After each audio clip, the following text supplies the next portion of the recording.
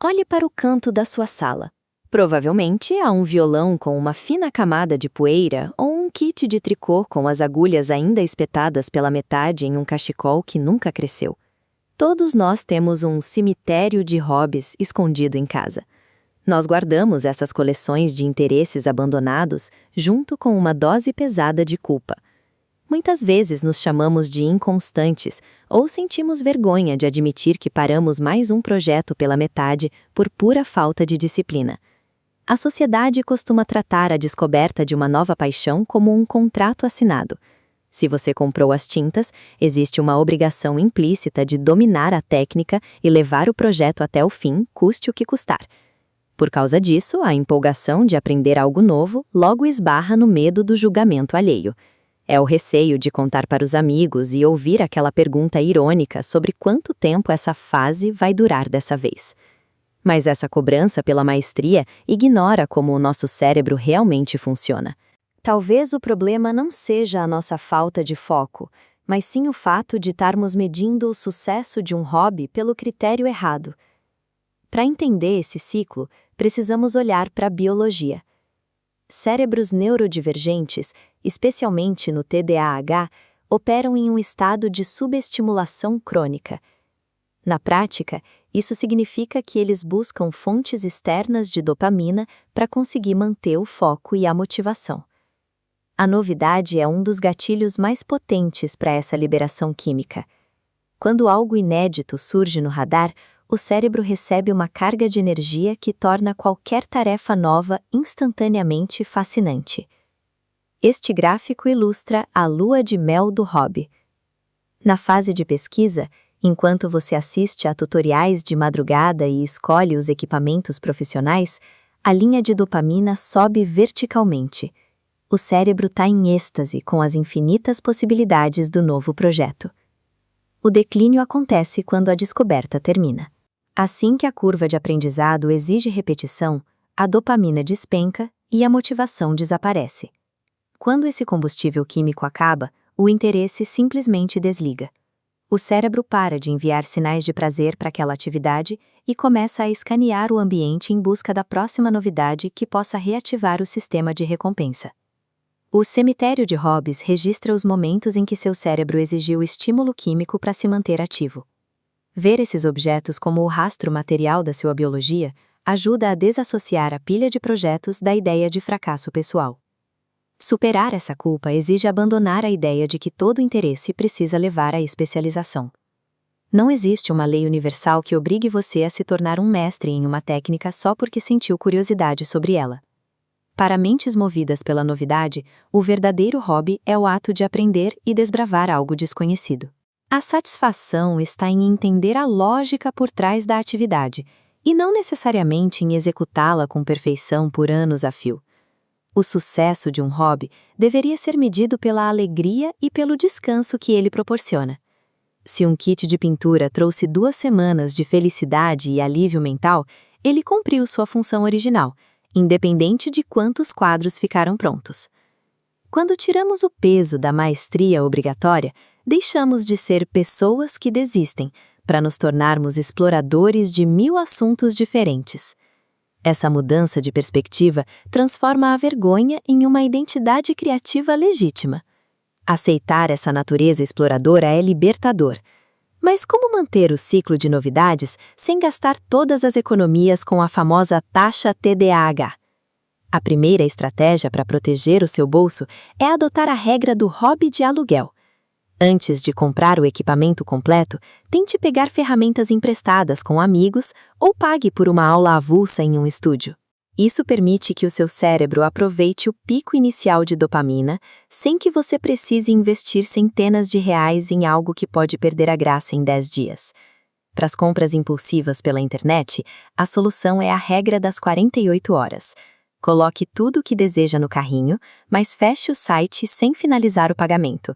Aguarde 2 dias inteiros. Se após esse período o desejo persistir com a mesma força, você reavalia a compra. Geralmente, a intensidade do hiperfoco diminui nesse intervalo, salvando o seu orçamento. Para lidar com a bagunça, utilizamos o sistema de rodízio de hobbies em 3 estágios: hiperfoco atual, caixa organizadora e redescoberta. Guardar materiais pausados em caixas limpa a mente. Como o cérebro com TDAH esquece o que não vê, os itens deixam de gerar culpa. Meses depois, ao abrir o armário, você encontrará o material guardado na caixa com o mesmo entusiasmo maravilhoso da primeira vez. A dopamina será gerada novamente, mas com um custo zero, já que você possui tudo o que precisa para retomar a atividade. Essas ferramentas criam um fluxo sustentável. Elas permitem que você explore sua curiosidade infinita enquanto mantém suas finanças e o espaço sob controle. Mentes que se interessam por múltiplos universos carregam um potencial criativo imenso. Essa pluralidade de interesses constrói pessoas fascinantes, capazes de conectar ideias que outros sequer percebem. Eu mesma tenho os meus monumentos à curiosidade. Guardo um kit completo para fazer vitrais que ainda está envolvido no plástico bolha original. Quero saber de vocês. Qual é o item mais aleatório que está acumulando poeira no cemitério de hobbies de vocês hoje? Escrevam aqui embaixo nos comentários para rirmos juntos dessas aventuras inacabadas. Um agradecimento especial aos nossos apoiadores do Patreon. O investimento de vocês mantém este canal ativo e nos permite criar ferramentas para ajudar todo mundo a lidar melhor com seus próprios processos. Não esqueçam de curtir o vídeo e se inscrever no canal para o YouTube continuar entregando este conteúdo para quem precisa. Aproveitem a curiosidade de vocês e lembrem-se de ser gentis com seus cérebros aventureiros. Tchau, nação!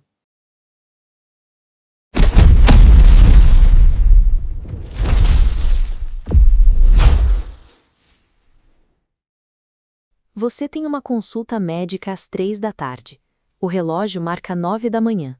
O dia tá claro lá fora, mas de alguma forma você sente que não consegue fazer absolutamente nada.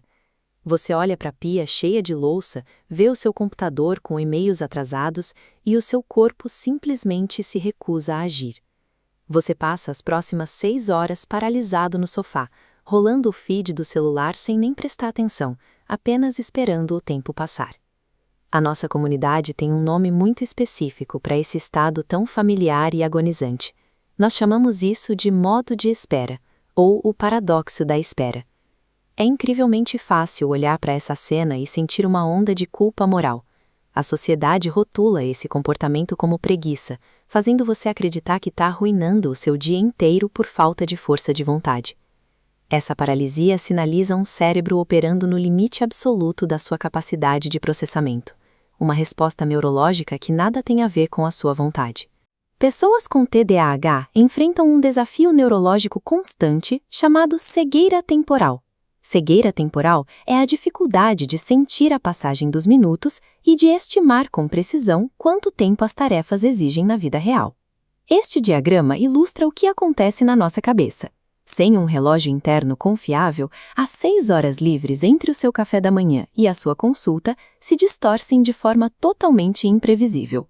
Cérebros neurotípicos tendem a dividir o dia em blocos lógicos e isolados, separando o tempo de trabalho do tempo da consulta. Para nós, todo esse período vira uma única bolha amorfa de tempo.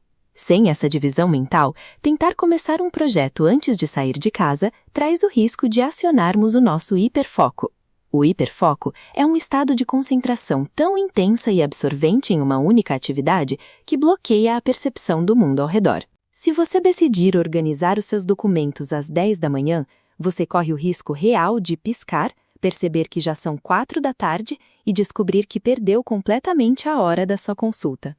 Ficar congelado no sofá funciona como um mecanismo de defesa primitivo, projetado para proteger a sua linha do tempo e garantir que o seu compromisso seja cumprido. Além dessa barreira com o tempo, nós lutamos diariamente contra as limitações da nossa memória de trabalho. A memória de trabalho é o sistema mental responsável por reter e manipular temporariamente as informações que estamos usando no momento exato. A partir do momento em que você acorda, a sua mente carimba aquele compromisso das 3 da tarde com um selo de urgência máxima, decidindo que você não pode esquecê-lo sob nenhuma hipótese. Como mostra este medidor digital, manter esse alerta contínuo consome quase toda a sua função executiva.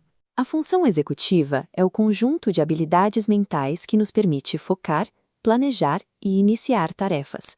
O corpo entra em um estado de alerta constante e exaustivo.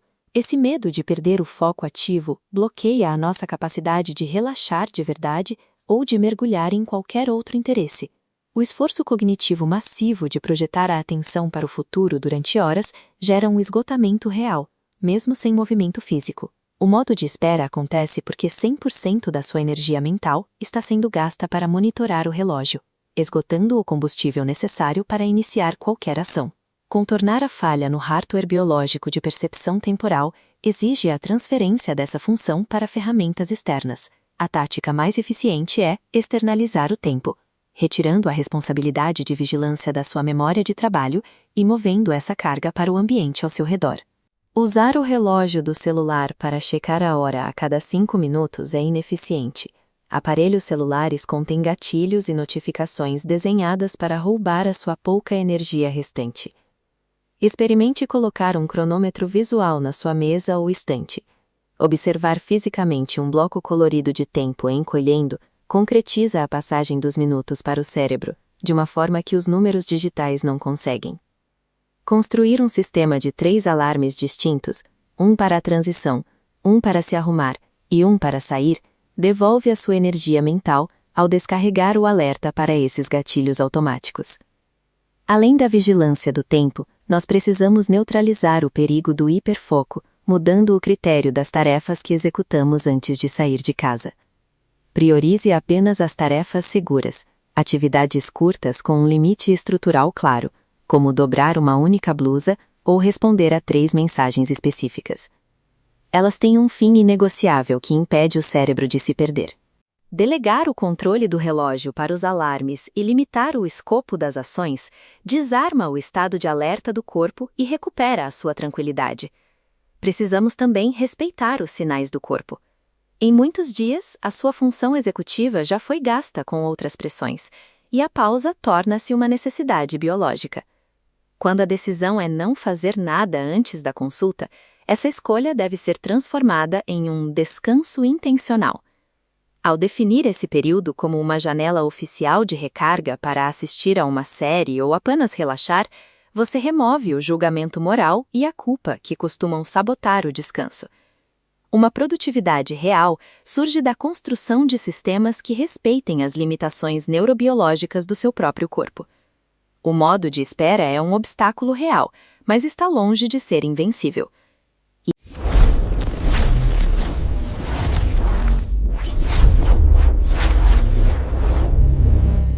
Vamos combinar? Super frustrante. Você tem um compromisso marcado para tarde e por causa disso parece que não dá para fazer absolutamente nada por horas. É o famoso modo de espera do TDAH, uma paralisia que hoje a gente vai aprender a hackear. Essa cena é familiar, né? O relógio mal marca 9 da manhã, a pia tá ali, cheia de louça, a caixa de e-mails lotada, mas o único pensamento na cabeça é: não posso começar nada grande agora, tenho aquele compromisso mais tarde. E aí as horas se arrastam numa espera que cansa, que esgota. Se isso soa como um dia normal para você, saiba, não é um caso isolado. Mas a grande pergunta é, por quê? Por que um único evento lá no futuro tem o poder de, sequestrar um dia inteirinho? É exatamente essa questão que a gente vai destrinchar agora. A própria comunidade de TDAH deu um nome para essa experiência, modo de espera, ou, se preferir, o paradoxo da espera. É um termo que, captura com perfeição essa contradição de ter tempo de sobra, mas se sentir completamente incapaz de usar esse tempo. E é exatamente isso, uma sensação agonizante. Aquela impressão de que se tem algo marcado para mais tarde, o período antes daquilo já meio que foi para o espaço. O ponto mais importante aqui é a gente entender que isso não é uma falha de caráter de jeito nenhum. É uma experiência real, compartilhada por muita, mas muita gente. E isso leva a gente para um ponto fundamental. A gente precisa mudar a narrativa interna. Não estamos falando de preguiça nem de falta de disciplina. Estamos falando do jeitinho que o cérebro funciona, da parte neurológica da coisa. Então, o primeiro passo, talvez o mais libertador, é tirar esse peso moral dos ombros. Vamos repetir para fixar bem. Isso não é preguiça. É uma resposta do cérebro a desafios bem específicos, principalmente com a percepção do tempo e com a tal da função executiva. Um dos grandes vilões dessa história é o que chamam de cegueira temporal. Pessoas com TDAH muitas vezes têm uma dificuldade enorme de sentir intuitivamente quanto tempo passou ou quanto tempo uma tarefa vai levar. É como se o relógio interno não fosse muito confiável, sabe? E qual o resultado disso na prática? Bom, o cérebro, espertinho, sabe que ele pode facilmente mergulhar num hiperfoco e perder totalmente a noção do mundo. Então, ele cria um mecanismo de defesa. Para não correr o risco de se empolgar demais com alguma coisa e perder a consulta, ele simplesmente evita começar. É uma estratégia de prevenção que, infelizmente, paralisa.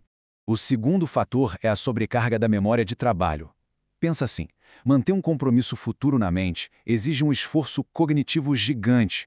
O cérebro fica num estado de alerta constante, usando toda a sua memória RAM, toda a sua função executiva, só para uma tarefa: não esquecer, não esquecer, não esquecer. E aí vem a paralisia, porque simplesmente não sobra energia mental para mais nada. Certo, já entendemos o porquê. A boa notícia é que a gente não precisa viver refém desse modo de espera. Vamos dar uma olhada agora em como criar estratégias práticas para sair dessa paralisia, trabalhando a favor do nosso cérebro e não contra ele. A primeira estratégia, e talvez a mais poderosa, é externalizar o tempo. Se a gente não consegue sentir o tempo direito, a gente precisa ver o tempo. Um cronômetro visual, daqueles que mostram o tempo diminuindo, é muito mais eficiente que só um relógio. A partir daí, a gente programa vários alarmes, um para avisar que é hora de parar o que estiver fazendo, outro para começar a se arrumar e um último para dizer agora é hora de sair. A gente transfere a responsabilidade da nossa cabeça para uma ferramenta, e isso alivia demais a carga mental. A próxima estratégia é crucial. Escolher o tipo certo de tarefa para esses períodos de espera. Não é hora de começar a reorganizar o guarda-roupa inteiro, nem de iniciar aquele projeto gigante do trabalho. A transição, parar algo no meio, pode ser muito penosa. Então, o segredo é ter uma lista de tarefas seguras, coisas curtas com começo, meio e fim bem definidos. Tipo, dobrar a roupa que está no cesto, responder a 3 e-mails específicos ou brincar um pouco com o cachorro. São vitórias rápidas que não têm o risco de te prender por horas. E agora a gente chega na estratégia final, que talvez seja, no fundo, a mais importante de todas. E não é uma ferramenta ou uma técnica, é uma mudança de mentalidade. É a autocompaixão. A gente precisa reconhecer que, às vezes, o modo de espera é um sintoma. Um sinal de que a função executiva está esgotada. Um sinal de que o cérebro e o corpo estão sobrecarregados e simplesmente estão pedindo uma pausa. E se for esse o caso, a melhor estratégia é abraçar o descanso. Se a decisão for não fazer nada produtivo antes do compromisso, que seja uma decisão consciente, intencional. Assista um filme, ouça música, faça algo que recarregue as suas energias. O ponto-chave é que seja um descanso oficial, sabe? Sem culpa, sem julgamento. No fim das contas, o que fica de tudo isso é o seguinte: o objetivo é construir um sistema, um jeito de ser produtivo que funcione para o seu cérebro, respeitando como ele é, e não ficar o tempo todo lutando contra ele para tentar se encaixar num padrão que simplesmente não serve. Olha, o paradoxo da espera é muito frustrante, mas entender de onde ele vem, essa origem neurológica, e aplicar as estratégias certas pode, de verdade, devolver a paz para os nossos dias. E fica a reflexão final. Na sua prática, o que já funcionou para quebrar essa paralisia? Porque compartilhar essas táticas e ferramentas pode ajudar muita gente.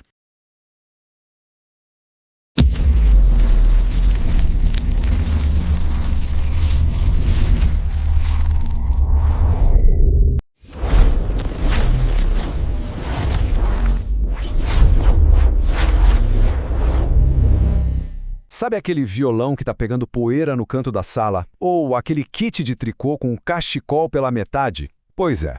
Bem-vindo ao cemitério de hobbies, um lugar que, vamos combinar, muita gente conhece bem de perto. Fica sempre aquela pergunta, né? Por que a gente tem tanto entusiasmo para começar uma coisa nova, mas parece que esse gás acaba no meio do caminho? Será que é falta de disciplina? Olha, hoje a gente vai fundo nisso e vai descobrir que a resposta, na verdade, não está na força de vontade, mas sim na química do nosso cérebro. Então vamos lá. Se por aí também tem um cantinho da casa dedicado a equipamentos caros de projetos que nunca foram para frente, respira fundo. Essa coleção de interesses abandonados pode trazer um peso enorme, uma sensação bem chata. E essa sensação vem de várias formas, né? Aquela culpa pelos projetos parados, a vergonha de falar, nossa, comecei uma coisa nova, com medo do que vão pensar, ou até aquele medo de ser visto como alguém sem foco, sem disciplina. Esses sentimentos são super comuns, principalmente para quem tem TDAH. Mas e se tudo isso não for uma falha de caráter? A chave para entender esse mistério todo tá aqui. Não tem a ver com ser uma pessoa inconstante, e sim com o jeito que o cérebro opera. No fundo, tudo se resume a uma palavrinha mágica da neurociência. Para começar, vamos olhar para essa diferença. Um cérebro com TDAH funciona basicamente num estado de subestimulação constante. É como se ele tivesse sempre com um pouco de fome, sabe? Buscando alguma coisa para se sentir satisfeito, no nível certo. E o que ele está buscando? Dopamina. Pensa na dopamina como o combustível da motivação, aquilo que te faz levantar e ir atrás das coisas. Para um cérebro que já tem um nível mais baixo desse combustível, essa busca não é um luxo, é uma necessidade.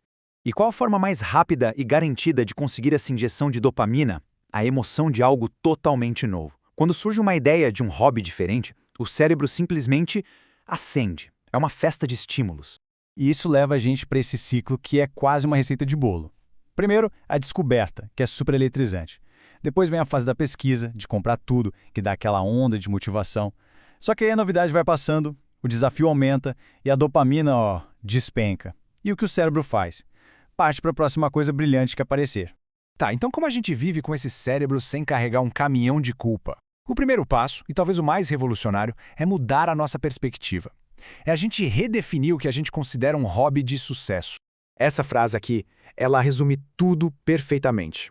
A alegria não estava em virar um mestre do tricô, mas sim em aprender sobre os tipos de lã, em maratonar tutoriais, na empolgação da descoberta. A jornada inicial era o hobby em si. Então, o ponto central é este. O objetivo de um hobby é trazer alegria, é ser um respiro na rotina. Se ele cumpriu essa função por 2 semanas, por 1 mês que seja, ele foi um sucesso absoluto. É hora de celebrar essa curiosidade e não de se punir por ela. Ok, agora que a gente tirou a culpa da equação, vamos para a parte prática. Como a gente pode explorar todas essas paixões sem ir à falência, sem pagar a famosa taxa do TDAH? A primeira ideia é genial, o hobby de aluguel. Antes de sair comprando equipamento mais caro, que tal encontrar um jeito de testar a ideia com baixo custo? Pegar um instrumento emprestado de um amigo, fazer uma aula experimental. A ideia é criar uma barreira saudável entre o impulso e a carteira. Outra tática que funciona muito é essa aqui, a regra das 48 horas. Sinta a empolgação, enche o carrinho de compras online com tudo que tem direito. E aí, fecha a aba, espera 2 dias. Dá um tempo para o cérebro se acalmar daquela onda de dopamina. Na maioria das vezes, o hiperfoco vai embora e um bom dinheiro é economizado. A próxima estratégia é para transformar o cemitério de hobbies numa espécie de biblioteca de possibilidades. A gente chama de rodízio de hobbies. É bem simples. Pega aquele kit de caligrafia, por exemplo, e guarda numa caixa. Tira do campo de visão. Daqui a uns meses, quando encontrar essa caixa de novo, a sensação de novidade vai ter voltado. É que nem achar dinheiro no bolso de um casaco velho. A dopamina volta e o melhor, sem gastar um centavo. No fim das contas, o que tudo isso mostra é que a gente precisa abraçar quem a gente é. Essa característica de pular de interesse em interesse não é um defeito que precisa ser consertado, mas sim uma identidade, uma forma de ser que pode ser celebrada. E essa é a grande mensagem. Talvez o objetivo nunca tenha sido a maestria numa única área. Talvez a verdadeira vocação seja de explorar, de ser uma pessoa que experimenta um pouquinho de tudo que o mundo tem a oferecer. Uma mente que se move rápido entre interesses é uma mente criativa, super adaptável e, com certeza, cheia de histórias incríveis para contar. Isso não é uma fraqueza, é um superpoder. E agora, para fechar, uma pergunta para todo mundo que está assistindo. Qual foi o projeto mais aleatório que hoje mora aí no seu cemitério de hobbies? O meu, confesso, é um kit completo para fazer vitrais que nunca nem saiu do plástico bolha. Vamos aproveitar para normalizar essas experiências e rir um pouco disso juntos.